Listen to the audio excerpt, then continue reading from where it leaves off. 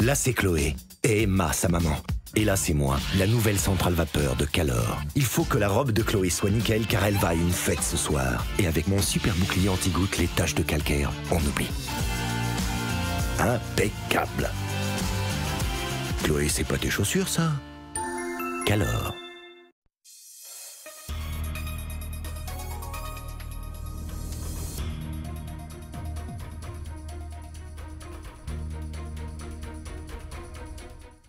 À la une ce soir, des campagnes publicitaires sur des électroménagers à quelques jours de la fête des mères. De bon temps ou de mauvais goût, nous avons posé la question ce matin, notamment à des associations féministes. La politique, les candidats aux législatives pour le parti Lutte ouvrière se sont présentés cet après-midi. Le mouvement propose 4 candidatures dans les 4 circonscriptions martiniquaises. C'est une première depuis 40 ans. Les célébrations de la commémoration de l'esclavage, un grand spectacle demain soir à Fort-de-France, constitué d'une fresque historique qui sera réalisée en pleine rue. Les images de la répétition dans le courant de votre journal. Et puis, il est de retour sur la scène musicale 11 ans après la Star Academy et son premier album. Cyril Sinélu revient avec nous sur son nouvel opus. Il est notre invité ce soir. Bonsoir. Bonsoir. Et à tout à l'heure. Voilà pour les titres, bonsoir à tous. On commence avec cet accident de la route ce matin à Rivière-Pilote. Un véhicule a fait une sortie de route au niveau de Canaries-Cassé et est tombé dans un ravin de 15 mètres avec à son bord 2 hommes. Bilan, un mort de 70 ans et un blessé grave évacué par l'hélicoptère vers l'hôpital Pierre Zobda-Kidman. Cet accident porte à 15 le nombre de morts sur nos routes depuis le début de l'année. À quelques jours de la fête des mères, beaucoup occupent ce week-end pour dénicher des cadeaux et certaines enseignes poussent à l'achat d'électroménagers. Vous les avez peut-être vus sur des panneaux affichage 4x3, des promos sur des aspirateurs, des machines à laver, comme pour cantonner les femmes aux tâches ménagères. Faut-il y voir du sexisme? Voyez ce reportage d'Asie Lutron et de Michelet François. Si l'on se fie aux affiches des grandes enseignes, cette année, rien ne fera plus plaisir aux mamans que de recevoir de l'électroménager ou encore de la vaisselle. Des publicités qui ne font pas l'unanimité. Ils stigmatisent la femme là, à ce moment-là, du sens où la femme au foyer qui doit s'occuper de la maison, de la vaisselle. C'est la fête des mères, c'est pas la fête de la femme ménagère. C'est peut-être pas normal, mais vous savez, c'est le système. C'est aux gens de ne pas rester dans le système. Les pubs ne sont pas adaptées du tout. C'est même sexy, j'aurais dit macho. Un frigo, ça fait plaisir, mais je veux dire, c'est pas vraiment ce que la femme elle attend. Comme l'homme, nous, on n'attend pas vraiment de recevoir une boîte à outils comme cadeau. Le marteau pour papa, l'aspirateur pour maman, des stéréotypes utilisés depuis plusieurs années par les magasins pour faire vendre davantage. Pas sûr que cette stratégie marketing colle encore à notre époque. Les mamans sont plutôt, on va dire, en hi-fi, multimédia, donc on vend beaucoup d'ordinateurs, beaucoup de télé. Sinon, le rayon réfrigérateur, lave-linge n'est pas déméritant, mais sincèrement, la tendance est plutôt portée sous le rayon hi-fi que le rayon ménager. Même sans image équivoque, le simple fait qu'une publicité cantonne certaines tâches aux hommes ou aux femmes est considéré comme sexiste. De nombreuses associations de droits des femmes tentent de changer les mentalités. On a déjà eu l'occasion de faire des articles, de faire des interviews médiatisées, etc. pour dénoncer ce type de publicité. On en a encore eu cette année, on en a eu l'année dernière, donc c'est vraiment quelque chose de régulier malheureusement. Et si on voit de certains côtés des efforts qui sont mis en place, notamment par exemple avec des photographes, des mannequins ou encore des entreprises qui souhaitent faire d'autres types de publicités, malheureusement il y en a encore beaucoup qui sont encore dans cette démarche sexiste et stéréotypée. Aujourd'hui, en matière de sexisme, seul le CSA et l'autorité de la régulation professionnelle de la publicité contrôlent les réclames diffusées à la radio ou à la télé. Pour les affiches dans la rue et dans les transports en commun, il n'existe aucune loi qui réglemente leur contenu.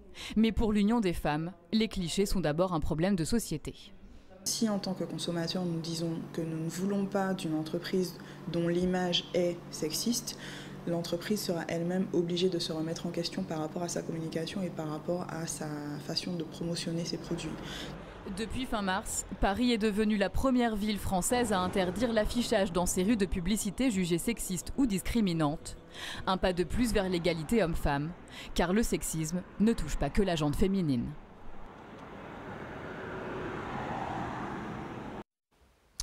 La politique, les candidats aux élections législatives avaient jusqu'à ce soir 18h pour déposer leur dossier à la préfecture. À Fort-de-France, cet après-midi, c'est le parti Lutte ouvrière qui a présenté ses prétendants au poste de député. 4 candidats ont été investis. Leur objectif, changer le paysage politique. Le reportage de Guy Raphaël René. Gabriel Jean-Marie dans le sud, Alex Duféal dans le nord, Marie-Hélène Surelli dans le centre et Ghislaine Joachim-Arnaud à Fort-de-France. Avec un candidat dans chaque circonscription, le mouvement Combat ouvrier lutte ouvrière compte bien occuper le terrain pour faire entendre la voix des travailleurs. Nous pensons qu'il est important que dans les 4 circonscriptions, les travailleurs, les jeunes, les sans-travail, les chômeurs, les retraités, la population laborieuse, ceux qui sont opprimés, exploités, qu'ils puissent utiliser un bulletin de vote qui corresponde à leurs intérêts. Et le bulletin de vote qui correspond à leurs intérêts, qui exprime, qui ne fait pas d'illusions, ne crée pas d'illusions dans la population laborieuse, c'est celui de Combat ouvrier, lutte ouvrière. Vous savez, il y a des grèves qui ont été menées en Martinique depuis 2016. Eh bien, il faut que ces grèves-là se transforment en force politique. Il faut que dans les élections, les travailleurs aient une boussole, un repère. Avec la force et le courage, nous devons nous battre et lutter constamment. Il faut faire en sorte que naisse une force politique pour pouvoir mieux combattre le système. Des candidats qui, plus que jamais, remettent la lutte ouvrière au centre des débats depuis l'élection d'Emmanuel Macron, qui projette de poursuivre les réformes du Code du travail. Il veut permettre aux patrons de licencier et d'embaucher quand ils veulent. Ils ont préparé quoi nous, et ben faut nous ni un programme, mais c'est un programme de lutte pour nous obtenir satisfaction en disant la vie là que nous vivons là. C'est-à-dire, l'interdiction des licenciements, la répartition du travail entre tous, l'ouverture des comptabilités pour qu'on sache ce qui se passe dans les entreprises, un salaire qui ne serait pas inférieur à 1 800 € net. Ce sont ces revendications, ce sont ces exigences que nous serions amenés à apporter. Il faut utiliser le bulletin de vote Combat ouvrier, lutte ouvrière pour montrer qu'on est conscient de nos intérêts, qu'on ne confond pas nos intérêts avec ceux du grand capital que défend Macron et que défendent aussi tous ceux en Martinique qui sont du côté de Macron. Une autre réunion avec tous les candidats est prévue dimanche 4 juin à la MEP. D'ici le premier tour du 10 juin, le mouvement mise sur la pédagogie auprès de la population. Et Serge Letchimy, député sortant, est en ce moment même au stade Pierre Aliquer de Fort-de-France pour la présentation, sans surprise, de sa candidature, et il brigue donc un 3e mandat. La suite de la visite du roi du Bénin chez nous. Ce matin, Sa Majesté était à Fort-de-France en compagnie du maire Didier Laguerre. Au programme, visite de l'ancien bureau d'Aimé Césaire, puis le fort Tatonson où l'un de ses prédécesseurs du roi du Bénin a été emprisonné au XIXe siècle. Une nouvelle trace des liens entre le Bénin et la Martinique. On écoute le roi, suivi de Didier Laguerre au micro d'Alizé Lutran. Il faut l'unité, il faut que nous sachions que c'est l'unité qui fait la force, c'est l'union qui fait la force. Donc avec amour, avec le cœur, si nous nous unissons, nous pouvons vraiment relever les défis. Aux Martiniquais, je voudrais leur dire d'être fiers comme fils et filles noirs, d'être fiers de leur origine et de toujours garder l'amour et d'être ensemble. Je tenais à montrer au roi du Bénin déjà le bureau d'Aimé Césaire, qu'il puisse ressentir l'atmosphère qui règne dans ce bureau. Et puis l'emmener aussi, c'était une surprise pour lui, au fort Tatonson, lieu où le roi béarnais a été emprisonné lorsqu'il a été déporté vers la Martinique. Cette visite du roi du Bénin symbolise l'unité entre les Noirs et entre les peuples issus de l'Afrique. Nous sommes, nous, Martiniquais, issus de cette histoire, de cette tragique et douloureuse histoire de l'esclavage, de la déportation, de la colonisation, avec une part de notre identité qui est africaine. Et l'objectif, c'est de renforcer cette part africaine, c'est de la connaître, d'en être fier et de tisser des liens socio-culturels, économiques avec le Bénin, avec les pays d'Afrique. Et vous l'aurez compris, donc le fort de Tartonsan. En Guadeloupe, les ouvriers de la banane étaient de nouveau mobilisés ce matin au rond-point de Casevry, à Capesterre-Bello. Ils ont bloqué la circulation pendant une demi-heure, provoquant des embouteillages. Ils sont en grève depuis plusieurs jours et ils espèrent se faire entendre auprès de la direction. On écoute les réactions recueillies par nos confrères d'ATV Guadeloupe.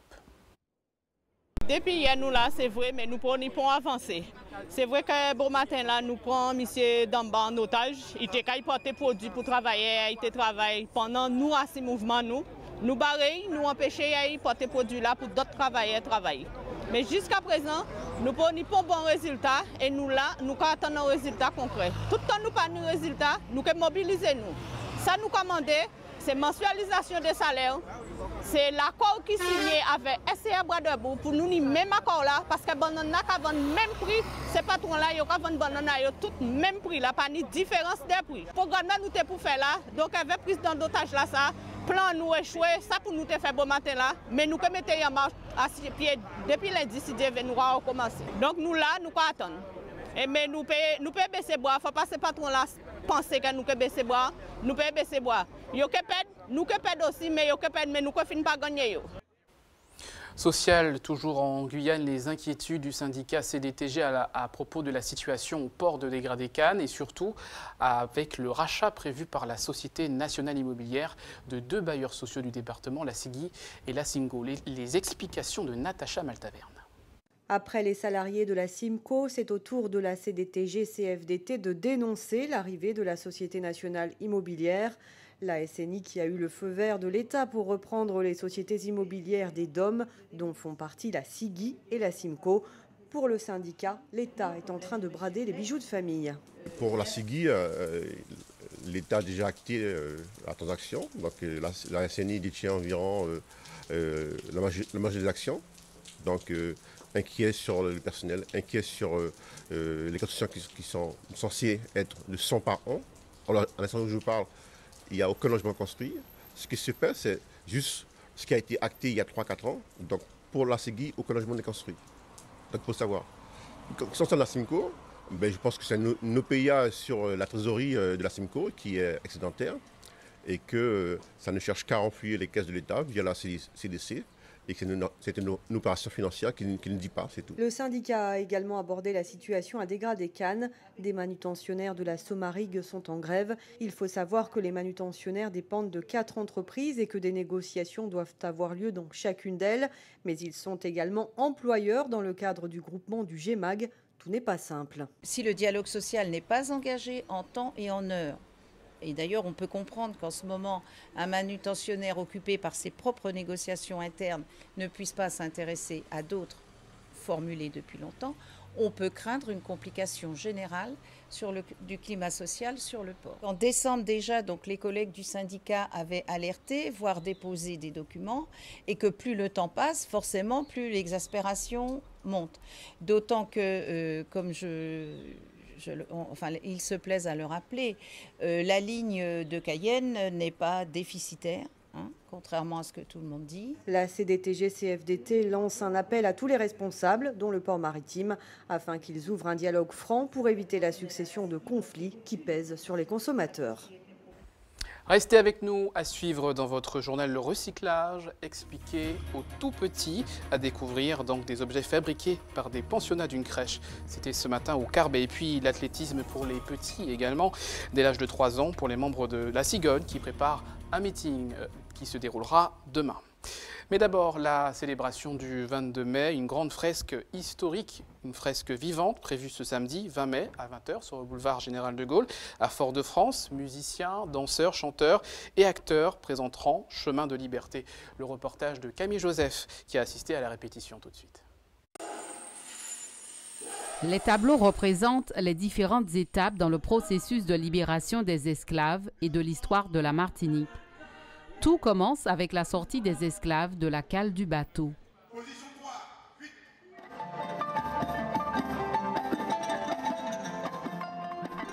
La musique et le tambour sont omniprésents dans le spectacle et chaque acteur se prend sérieusement au jeu sous la direction de José Alpha.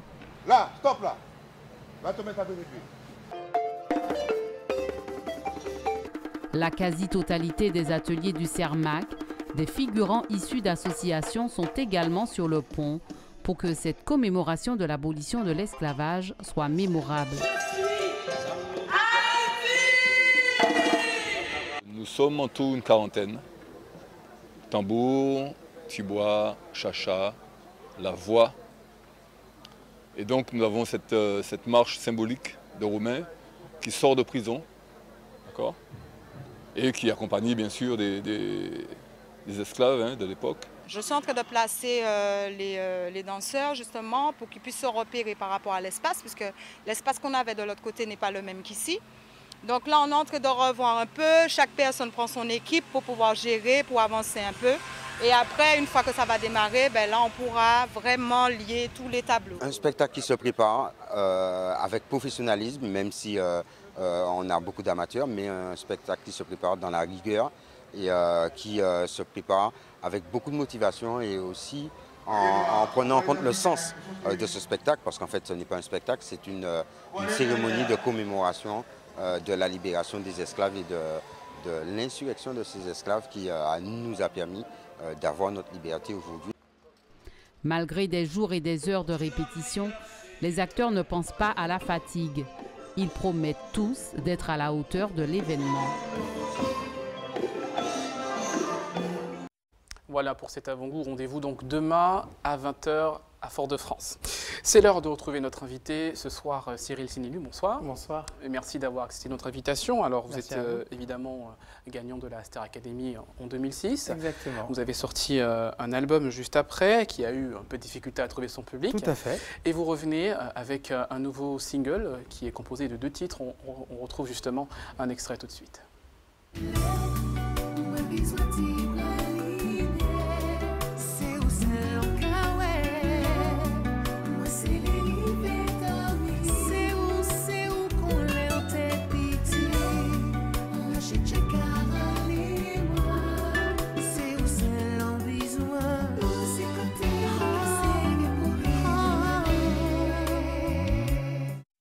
Des pics en miel en est l'un des titres qui figure sur votre dernier single qui est sorti tout récemment. C'est un titre qui parle des mamans. Alors, c'est un titre qui parle des mamans, mais qui n'est pas spécialement pour la fête des mères. C'est-à-dire que le prendre, le croire. Exactement.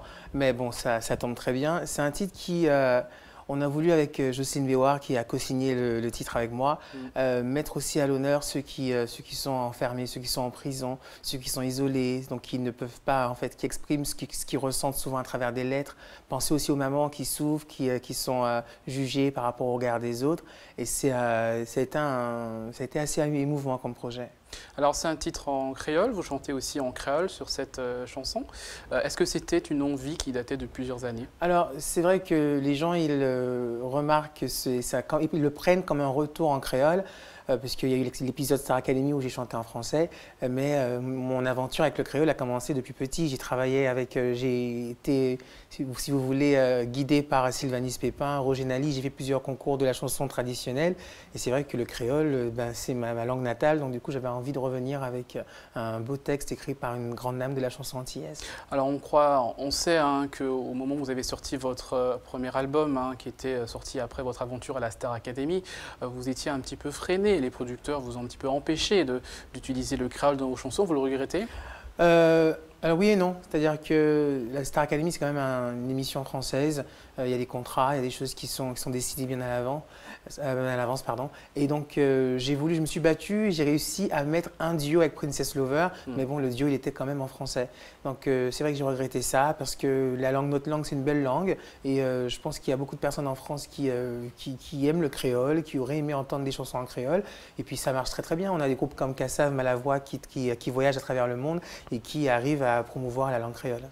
Après votre aventure de la Starac, où vous étiez un peu à l'apogée de votre carrière, comment les choses se sont déroulées, avec notamment, entre guillemets, la mauvaise publicité, notamment par rapport à votre album? Comment vous avez vécu ça? Très bien, bien. C'est bizarre, mais j'étais très bien entouré.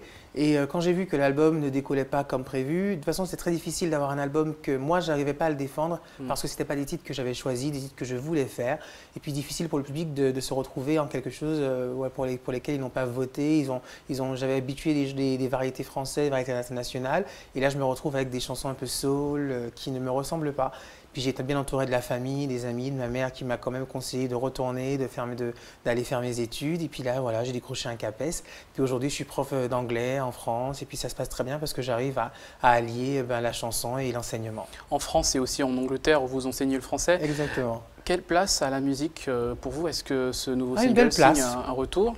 Une belle place, un bon retour. Je suis très content parce que je retrouve le public martiniquais. Bon, mais j'aimerais ne pas m'arrêter au public martiniquais, c'est-à-dire qu'il y a quand même, c'est vrai qu'on parle beaucoup de l'épisode où je suis revenu il y a quelques années et j'étais accueilli, mais c'est vrai que ça a été aussi suivi en Guadeloupe, aussi suivi en Guyane et que je ne fais pas souvent de clin d'œil.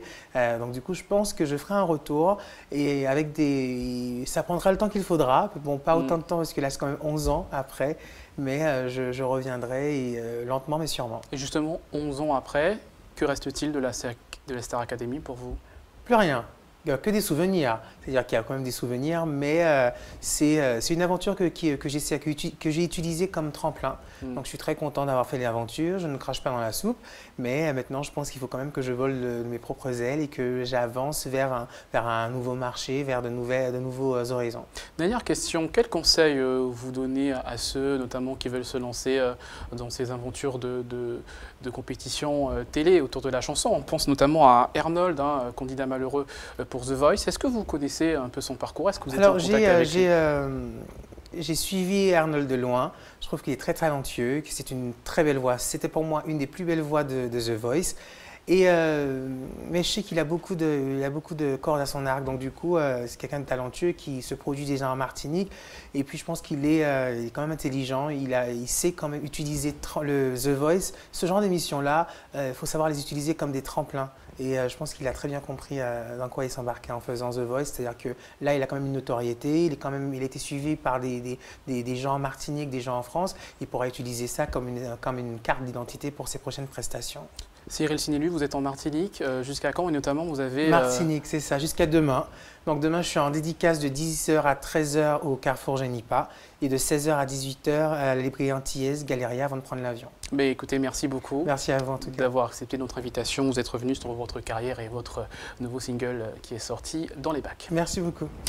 On poursuit ce journal avec du sport et notamment le Grand Prix du 22 mai qui a commencé aujourd'hui avec une étape à Rivière-Pilote, longue de 125 km cet après-midi. C'est Eddy Michel, cadette marque du Madlina Bikeuse qui remporte l'étape devant Florian Barquet. À noter que donc nous allons regarder tout de suite les réactions recueillies par José Le Chertier. Franchement, la course elle était vraiment très difficile dès le début avec les Vénézuéliens. Franchement, c'était bang de partout. Il fallait vraiment s'accrocher pour arriver sur les Champs-Élysées de passer les services. Et puis, je tiens à remercier quand même les partenaires qui nous suivent, Hervé, le président, et puis voilà. On attendait tous les Sud-Américains, les grimpeurs.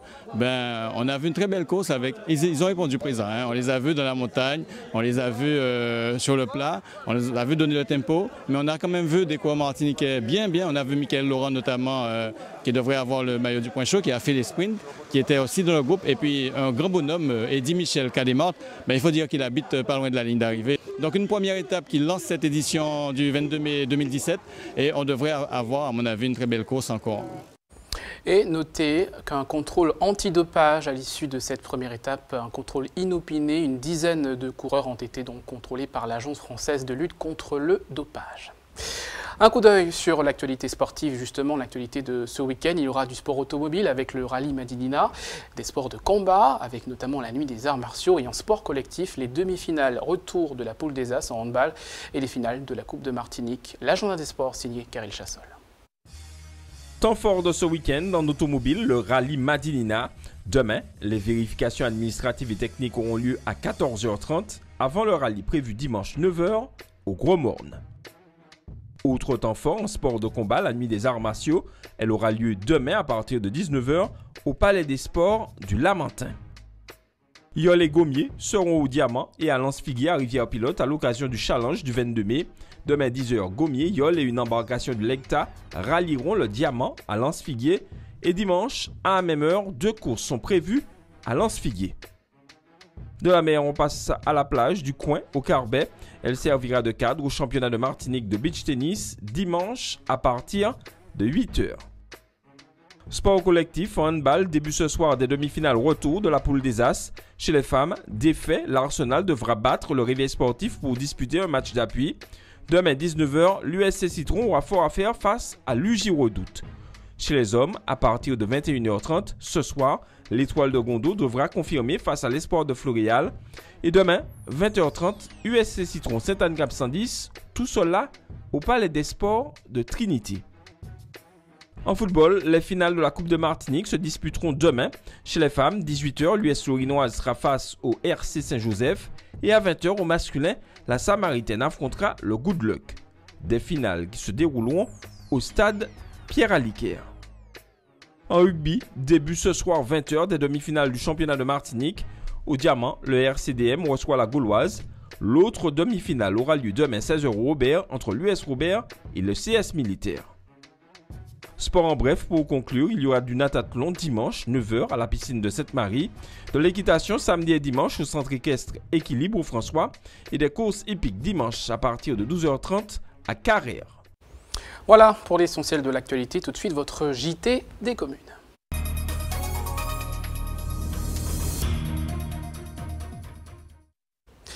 Et on commence avec cette manifestation autour du recyclage pour les pensionnaires de la crèche municipale du Carbet.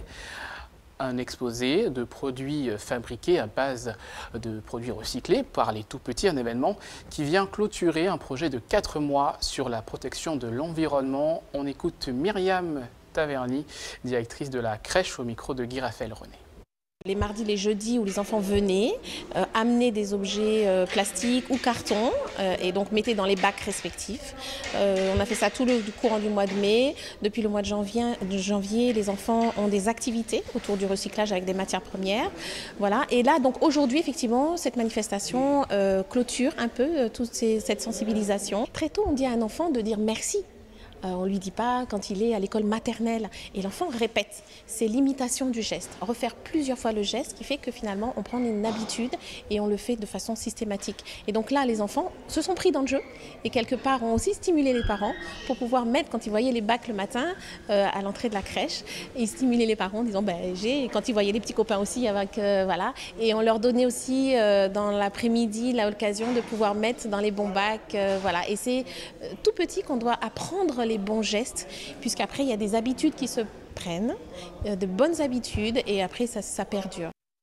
Et on reste avec les tout petits, direction le stade Georges Gratien au Lamentin, avec une séance d'entraînement pour les sociétaires de la Cigogne. Ils préparent le 10e meeting d'athlétisme et d'animation des Jeux intercaraïbes qui se tiendra demain sur les starting blocks des jeunes athlètes de 3 ans. Hubert Bornil, Valérie Vincent. Dès l'âge de 4 ans, pour la plupart, ils ont choisi de pratiquer l'athlétisme. Ça leur fait du bien de quitter la maison et de se retrouver ainsi sur les stades le mercredi, mais enfin 4 fois par semaine dans le club La Cigogne. Il faut compter environ 125 enfants. On les retrouvera à l'occasion de ce meeting. Pour cette 10e édition, la Cigogne attend pas moins de 200 délégations en provenance de la Caraïbe, Sainte-Lucie, Barbade, la Dominique, la Guadeloupe et bien sûr tous les clubs de la Martinique. Un meeting qui réunira des athlètes d'à peine 3 ans pour les plus jeunes. C'est d'ailleurs à cet âge qu'ils font leur tout premier pas à la Cigogne. Il faut savoir, c'est un meeting qui était créé au départ pour les enfants de 3 ans. Aujourd'hui, on a fait ce meeting passé de 3 à 19 ans. Et ce meeting pour découvrir l'athlétisme à l'ensemble des enfants qui font... Enfin, en fait, c'est des enfants qui commencent à courir dès 3 ans et ils sont déjà bébés. Alors nous, on développe cette partie de l'athlétisme avec eux. L'athlétisme, une discipline qui attire les enfants dès le plus jeune âge, en tout cas de plus en plus tôt.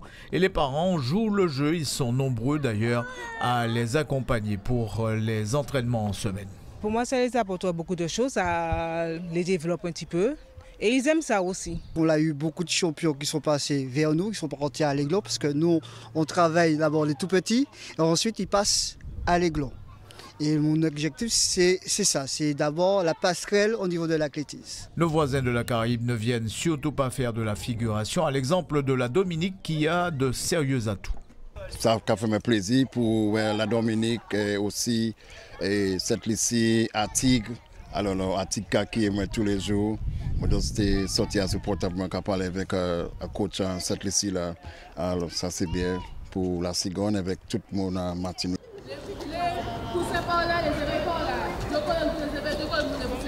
Il y a fort à parier qu'on atteindra le millier de spectateurs ce samedi au stade Georges Gracian pour le meeting. Pour ma part, j'ai déjà réservé ma place. Voilà, c'est la fin de votre édition. Tout de suite, Antiepeia avec Régine Germania. Tout de suite.